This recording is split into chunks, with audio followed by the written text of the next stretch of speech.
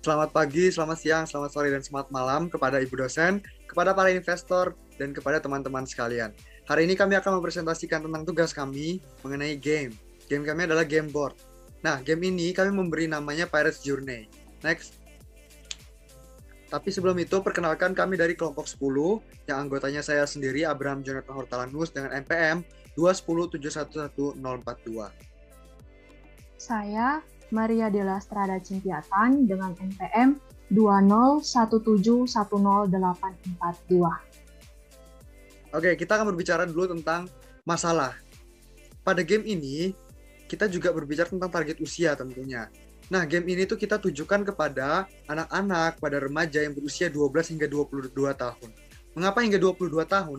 Karena kita menganggap usia remaja itu hingga anak-anak kuliah, hingga usia 22 tahun. Karena pada saat masa-masa tersebut, mereka itu sedang menempuh bangku pendidikan. Dan pada masa bangku pendidikan itu, muncullah rasa-rasa masalah pada tingkat pendidikan. Misalnya rasa bosan, rasa jenuh terhadap tugas sekolah.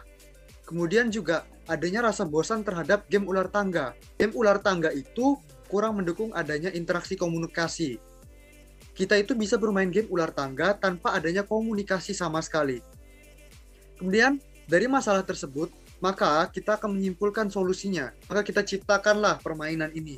Kita memberi namanya Pirates Journey seperti yang saya katakan tadi. Apa yang kita buat, apa yang kita ubah dari game ular tangga? Yang pertama, kita mengubah desain ular tangga. Kemudian juga kita menambahkan kartu sebagai pengganti dadu. Selanjutnya, ini adalah desain dari papannya, dari Pirates Journey. Next. Oke, kita akan membahas lebih dalam mengenai Pirates Journey itu sendiri. Pirates Journey itu merupakan game yang kita perbaharui, kita kembangkan dari ular tangga, sehingga jauh lebih berbeda dari ular tangga. Apa yang berbeda dari ular tangga? Yang berbeda itu yang pertama adalah desainnya, dan yang kedua mengenai konsep. Mengenai desain, apa yang berbeda? Kalau kita cermati gambar sebelumnya tadi, kita bisa lihat gitu. Pada game ular tangga itu menggunakan angka-angka itu dimasukkan ke dalam kotak-kotak. Tetapi pada game kami, kita menggunakan bentuk angkanya itu lingkaran. Kemudian juga jumlah lingkarannya. Pada game ular tangga itu biasanya terdapat 100 angka, terdapat 100 kotak-kotak. Pada game kami, kita menggunakan 91. Mengapa 91? Itu adalah inisiatif kita sendiri. Sebenarnya tidak ada tujuan khusus mengapa 91, itu hanyalah murni inisiatif kita sendiri dan perbedaan kita dengan ular tangga. Kemudian juga ular dan tangga kita ubah menjadi kapal. Seperti yang kita tahu pada game ular tangga, ular itu berfungsi untuk menarik peserta mundur kan, dan juga tangga itu berfungsi untuk memajukan peserta untuk bisa langsung beberapa langkah ke depan. Nah, pada game kami, ular dan tangga itu disatukan dalam satu simbol yaitu kapal. Dadu pada game ular tangga kita ubah menjadi kartu. Penentuan maju dan mundurnya itu akan masuk ke dalam konsep permainan tadi. Yang perbedaannya, kita akan berbahas tentang konsepnya. Nah, seperti yang kita tahu tadi, dadu kita ubah menjadi kartu. Oleh karena itu, konsep game permainan kami itu gerak maju dan mundurnya ditentukan oleh kartu. Nah, bila peserta itu menjawab pertanyaan, dia dapat maju. Tapi jika dia tidak menjawab pertanyaan, dia akan mundur. Selanjutnya. Nah, kita akan berbicara tentang atribut Pirates Journey itu sendiri. Lanjut. Yang pertama tentunya ada board. Karena kita merupakan game papan dan ini adalah desainnya seperti yang saya ucapkan tadi. Dan selanjutnya kita bisa lihat, nah ini yang kedua adalah question cards. Ini adalah kartu yang menentukan seseorang itu akan maju atau mundurnya dari sini. Selanjutnya di slide ini kita bisa lihat, ini adalah contoh-contoh pertanyaan yang kita buat. Misalnya, apa yang paling kamu syukuri dalam hidupmu? Bila peserta menjawab, dia akan maju. Tapi jika tidak, dia akan mundur. Selanjutnya. Kemudian ada juga kita menciptakan power cards. Kartu ini tuh kita gunakan untuk memberikan kekuatan kepada peserta. Misalnya, Anda dapat menarik semua pemain 4 langkah mundur, kecuali Anda. Selanjutnya. Kemudian tentunya juga ada pion, untuk penanda peserta itu berada di posisi mana. Selanjutnya. Nah, berikutnya saya akan menjelaskan tentang atribut kartu. Jadi, kartu-kartu yang ada pada permainan ini terdiri dari 112 kartu, di mana 112 kartu itu terbagi atau terdiri dari 4 kartu power dan 108 kartu pertanyaan. Nah, Untuk kartu power sendiri, itu sisi depannya tidak terdapat bulatan merah maupun bulatan hitam. Jadi sisi depannya itu kosong. Kemudian di belakangnya itu, atau sisi belakangnya itu berisi pernyataan power. Untuk kartu pertanyaan sendiri, itu sisi depannya terdapat bulatan merah dan bulatan hitam. Kemudian untuk sisi belakangnya itu terdapat pertanyaan-pertanyaan umum yang tidak ada salah benarnya. Nah, 112 kartu ini itu terdiri dari 4 deck kartu domino. Nah, setiap deck kartu itu dibedakan dengan garis merah, biru, kuning, serta hijau.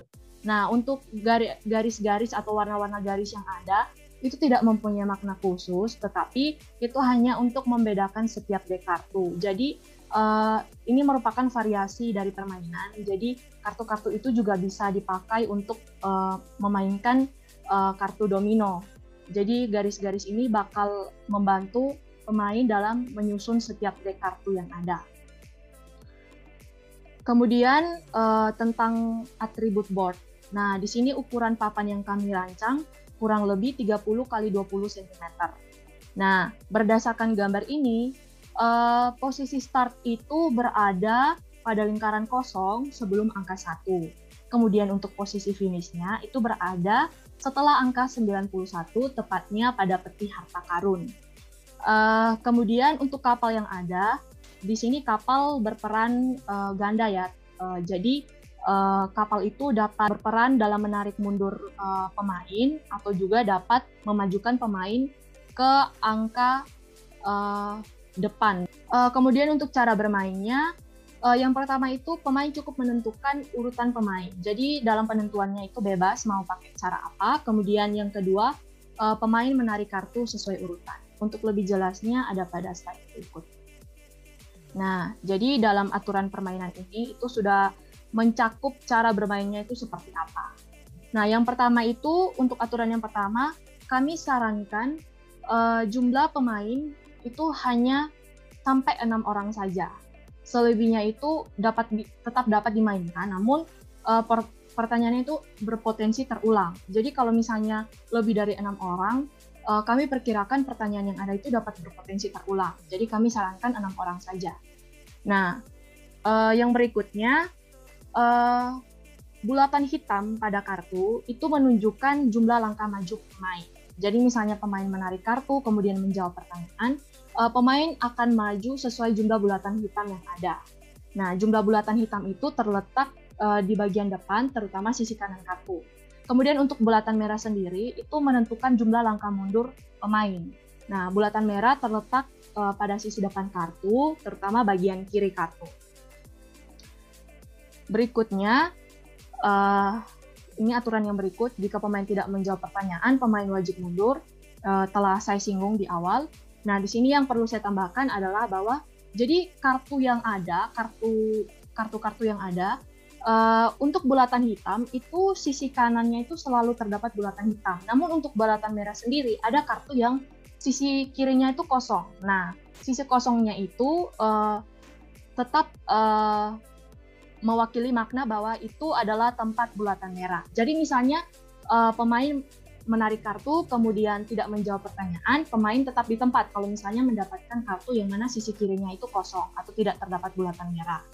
Kemudian berikutnya, jika pemain menjawab pertanyaan, pemain wajib maju sesuai jumlah bulatan hitam yang ada. Yang berikutnya, jika pemain menempati kapal, kemudian pemain itu harus wajib mengambil kartu. Nah, saat pemain mengambil kartu, pemain wajib mengabaikan pertanyaan yang ada, namun pemain juga wajib menuju ke posisi angka yang tertera pada kartu. Jadi pembacaan angka yang tertera pada kartu itu adalah merah hitam. Jadi misalnya pemain mendapat, contohnya ini, pemain mendapat kartu yang mana terdapat 2 bulatan merah, kemudian 3 bulatan hitam. Nah, pemain wajib menuju ke posisi angka 23, karena pembacaannya itu merah hitam. Nah, bagaimana untuk sisi kartu yang kosong? Nah, jadi untuk sisi kartu yang kosong ini atau sisi kiri kartu, ini tetap mewakili makna atau mewakili tempatnya bulatan merah. Jadi ini dianggap sebagai 0 dan juga bulatan hitamnya itu di sini berjumlah 4. Jadi misalnya pemain dapat kartu ini, pemain wajib ke angka 4. Nah, untuk aturan berikutnya, jika pemain mendapatkan kartu power atau kartu yang sisi depannya kosong, itu pemain wajib mengikuti pernyataan-pernyataan power yang ada. Nah, kemudian yang berikutnya, ketika misalnya pemain berada pada posisi angka, kemudian pemain menarik kartu, kemudian menjawab, dan beralih ke posisi atau menempati posisi kapal. Nah, itu pemain wajib atau berhak untuk menarik kartu lagi. Kemudian, berikutnya kalau misalnya pemain dari posisi kapal, kemudian menarik kartu dan menuju ke posisi kapal lagi, pemain juga berhak menarik satu kartu lagi.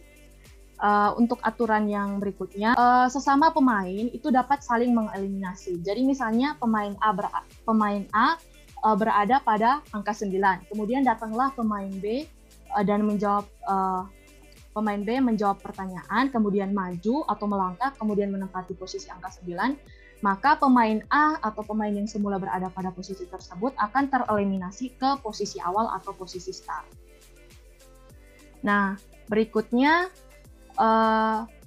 jadi di sini kami menetapkan bahwa pemenang adalah pemain pertama yang berhasil menempati posisi finish. Jadi ketika sudah ada pemain pertama yang menempati posisi finish, maka gamenya selesai atau permainan tidak dilanjutkan lagi. Selanjutnya kita akan berbicara tentang produksinya.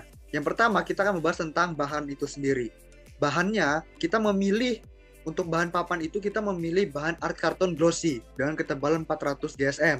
Kita menggunakan ukuran A4, kurang lebih ukurannya 21 dikali 29,7 cm. Nah, bahan ini tuh mempunyai harga kurang lebih 1.000 per lembar.